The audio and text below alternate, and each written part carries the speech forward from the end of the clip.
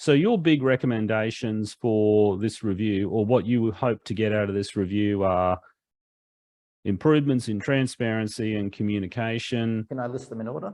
Oh, yes, please. Number one, we want more monetary policy experts on the board. Okay. Number two, we want those members to be individually accountable. That means public votes and public explanations of decisions. And third, the bank needs to be more open and transparent, and in particular needs to give clear reasons for its decisions and why alternatives are not taken. They would be my three main recommendations. Okay, so no changes to the inflation targeting regime, this flexible inflation targeting regime they talk about? No, so I have views on that, but as I said before, I think they're secondary. Okay. So the main change, so I think, so the main changes I would make is, first of all, every time there's a change in government or change in governor, there's a new agreement between the bank and the government called the Agreement on the Statement of Conduct of Monetary Policy. And that is where the target is specified in detail, which I think is appropriate. Currently, that says the main objective of the bank is inflation of 2 to 3%. In my view, it should also specify full employment, or to be precise, maximum sustainable employment as an objective of equal status to the inflation rate. So in legislation, the bank has a dual mandate.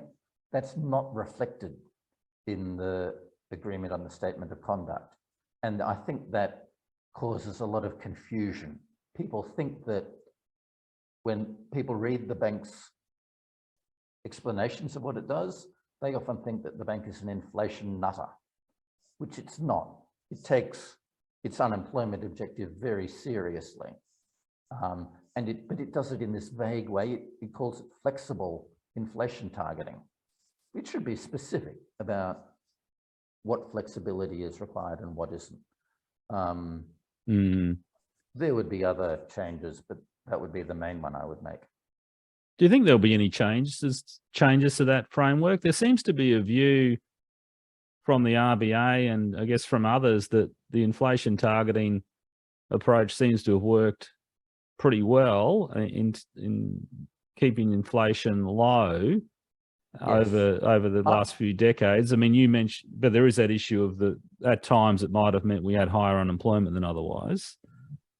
Well, no, but that was because they abandoned their inflation target. They had inflation too low, accompanied by excess unemployment. You would have solved both of those problems with lower interest rates. It didn't do that because it invented this other objective of indebtedness that it should not have done. And it certainly shouldn't have done it without a more open, transparent process and accountable process. Yeah.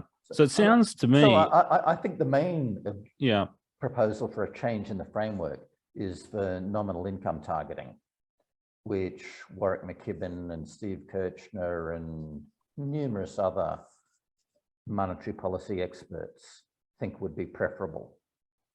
I think that's a minority position, and I think you're right that the consensus of informed opinion doesn't think that the framework needs to change much, though, yeah, I mean, I think there are some minor tweaks that should be implemented. Nominal income targeting is not popular, partly because no other central bank does it. So there's no example to show that it works. And the RBA is not a pace setter in these things. It's a follower rather than a leader, which is useful in a lot of ways.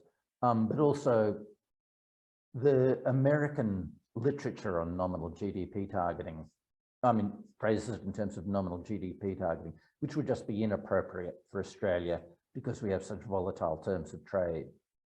And we don't want monetary policy being jerked around to target the coal price.